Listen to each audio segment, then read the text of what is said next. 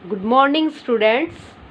कक्षा छठी में आज हम पाठ 4 का अध्ययन करेंगे और पाठ 4 का नाम है पुरुषः एवं लट लकार है। तो प्यारे बच्चों, पुरुष लकार ये सभी मैंने आपको व्याकरण की वीडियो में बहुत अच्छे से समझाए थे। वो हमारा व्याकरण का लेसन था। लेकिन आपका जो ये पाठ है, जो आपका ये लिटरेचर में है ये वाला लेसन, तो इसमें भी आपको पुरुष और लट लकार से संबंधित जो भी नियम हैं या जो उनके अकॉर्डिंग वाक्य बनते हैं वो आपको एक पाठ बनाकर दे रखा है। ठीक है, तो सबसे पहले हम पुरुष के बारे में जानेंगे। लट लकार ये हम बाद में समझेंगे। तो पुरुष होता क्या है, ठीक है। तो पुरुष का जो अर्थ होता है वो होता है कर्ता, यानी कि काम करने वाला। जब भी हम कोई काम करते हैं, जो भी क्रिया होती है, तो उसको फिनिश करने वाला, उसको करने वाला कोई ना कोई तो होगा। मैं होंगी, तुम होंगे या और कोई होगा। ठीक है, तो उसी को पुरुष बोलते हैं। पुरुष मीन्स कर्ता। कर्ता मतलब काम को करने वाला।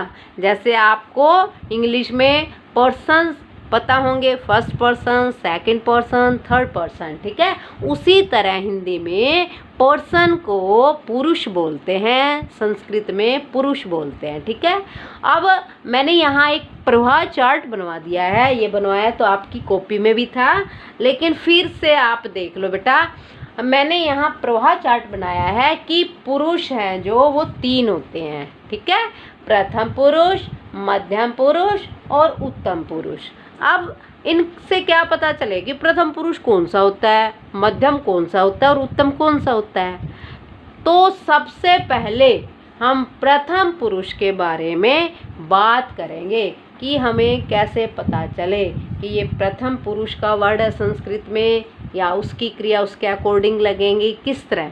ठीक है, तो आप बहुत ध्यान से सीखना। ये आपके ग्रामर के नियम है बेटा। अगर आपको ये ग्रामर आपको अच्छे से, मान लो आपको संस्कृत बहुत अच्छे से सीखनी है, किसी वाक्य को हिंदी को ट्रांसलेट करना है संस्कृत में, तो ये उनका बेस है।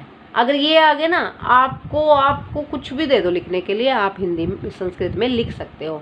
तो पहले जो पुरुष की बात करते हैं उसका नाम है प्रथम पुरुष।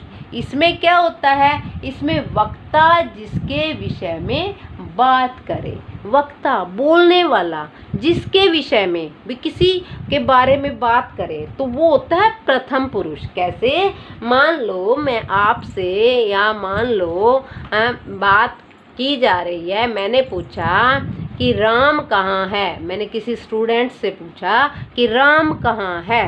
ठीक है, फिर वो आंसर बताएगी कि राम तो मैम वहाँ है। अब जो राम है, राम के लिए मैंने कहा कि राम कहाँ है, मतलब मैंने कहा वह कहाँ है, मतलब राम कहाँ है, तो वह आ गया ना। अब वह जो है, राम के लिए जो वह शब्द आया है, वो राम या वह हमारा क्या हुआ, वो हमारा हुआ प्रथम पुरुष। समझ में आ रही है ना बात। जैसे कि हम 2 व्यक्ति आपस में बात करें, तीसरे के बारे में बात करते हैं, उनसे पूछते हैं तीसरे के बारे में, तो जो तीसरा है यानी कि जो अन्य है, वक्ता जिसके विषय में बात कर रहा है, वो हमारा फर्स्ट पर्सन होता है, यानी कि हमारा प्रथम पुरुष होता है। ठीक है, उदाहरण देख लीजिए। अब आपको ये भी पता है कि संस्कृत में जब भी हम कोई काम करते हैं, हम कुछ वाक्य लिखते हैं, तो उसके लिंग भी होते हैं और उसके वचन भी होते हैं। तो 3 वचन हैं, क्योंकि देखिए जो काम करने वाला है, ठीक है, वो क्या है, वो कोई 1 भी हो सकता है, 2 भी हो सकते हैं, 2 से ज़्यादा भी हो सकते हैं। तो उदाहरण क्या दे रखा है, एक वचन में सह। जब हम किसी एक बच्चे के बारे में बात करेंगे, सह वह, और ये सह क्या है, यहाँ पर ये सह यूज होता है आपका पुल्लिंग के लिए। ठीक है, यानी कि मेल के लिए, यानी कि जेंट्स के लिए। ठीक है, तो सह वह, और द्विवचन में तऊ वे दोनों पुल्लिंग में, और ते वे सभी किसमें, पुल्लिंग में।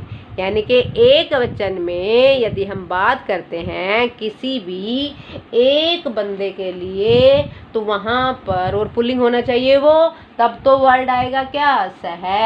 अगर दो हों तो तऊ और बहुत सारे हों तो ते। ये किसके विषय में है, प्रथम पुरुष के।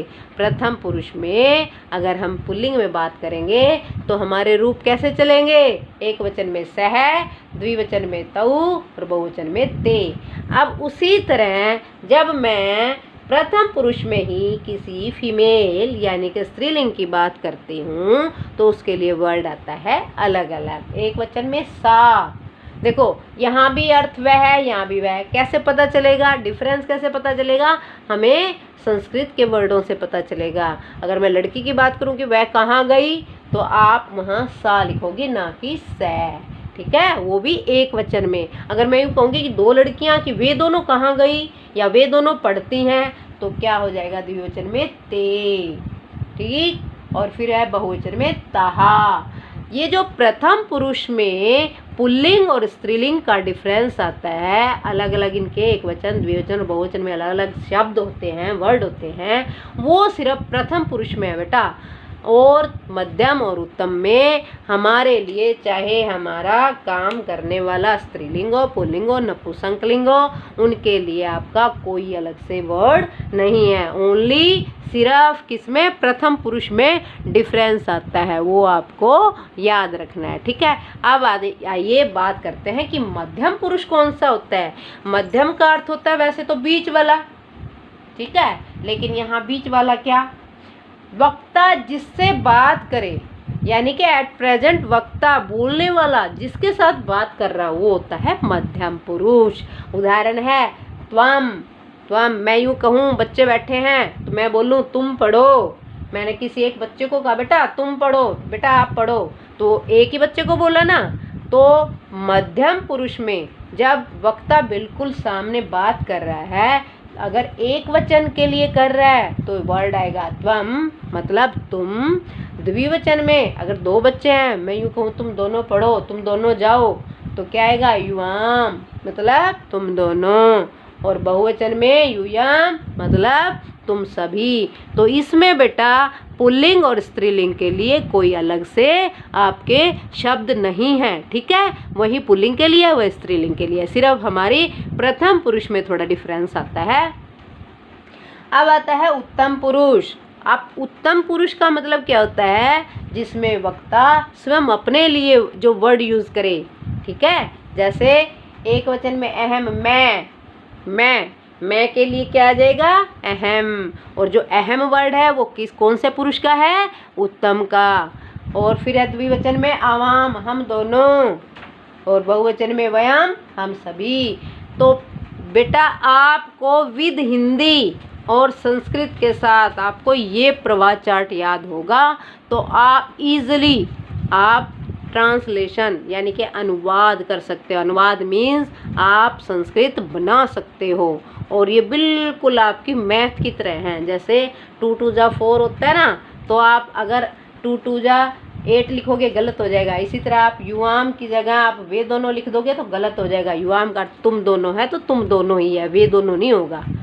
समझ में आई बात। ये तो हो गए हमारे पुरुष, ठीक है। पुरुष प्रथम, मध्यम और उत्तम उदाहरण सहित मैंने आपको समझाए हैं। अब बेटा बात आती है हमारे लेसन में आगे दिया था एवं लट लकार, ठीक है। और ये भी मैंने व्याकरण की जो आपकी वीडियो थी उसमें बहुत अच्छे से समझाए थे, लेकिन फिर भी हमारा लेसन है, हम इसको जरूर डिस्कस करेंगे। लकार, लकार का अर्थ होता है समय, जैसे टाइम होता है ना, काल, काल का अर्थ भी समय। लकार हिंदी संस्कृत में वर्ड है लकार समय। और लट लकार आया है, लट वर्तमान, लकार समय वर्तमान काल, यानी कि प्रेजेंट टेंस, प्रेजेंट में। तो इसमें देखो मैंने लिख रखा है आपको तीनों ही पुरुषों में बता रखा है आपका। जैसे बालक है लिखती, अगर मैं यूँ कहूँ कि लड़का लिखता है तो मैं यहाँ बालक की जगह सह लिखती भी लिख सकती हूँ। अगर मैं यूँ कहूँ कि यहाँ पर एक लड़की लिखती है तो सा लिखती, दो लिखते हैं तो सा ते लिखता है, ताहा लिखंती। इसी तरह आपको ये सारे दे रखे हैं। ये मध्यम पुरुष का त्वम क्रीडसी, तुम खेलते हो। युवाम क्रीडत है, तुम दोनों खेलते हो। यूयम क्रीडत, तुम सभी खेलते हो। अहम नमामि, अहम मैं, नमामि नमस्कार करता हूँ, आवाम नमावह हम दोनों नमस्कार करते हैं, वयम नमामः हम सभी नमस्कार करते हैं। तो प्यारे बच्चों, ये आपके 4th लेसन का पुरुष का प्रवाह चार्ट है। लकार का मैं व्याकरण की वीडियो में करवा चुकी हूँ। ये आपको विद हिंदी विद संस्कृत सारा कुछ याद करोगे तभी आपको अच्छे से समझ में आएगा। तो इसको अच्छे से पढ़ना बेटा, याद करना।